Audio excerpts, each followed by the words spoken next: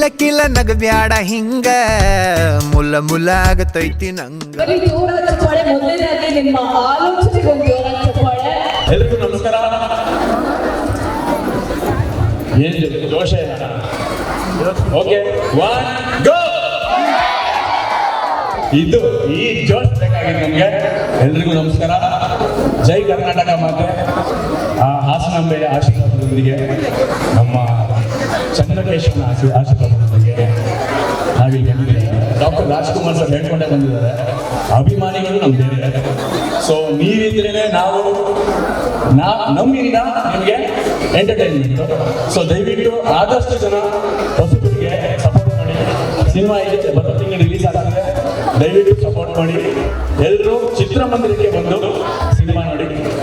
Watch full song on Alpha Music. ತಿಂತೀನಿ ಹೊಳ್ಳಿ ನೀನೆ ಬೇಕಂತೀನಿ.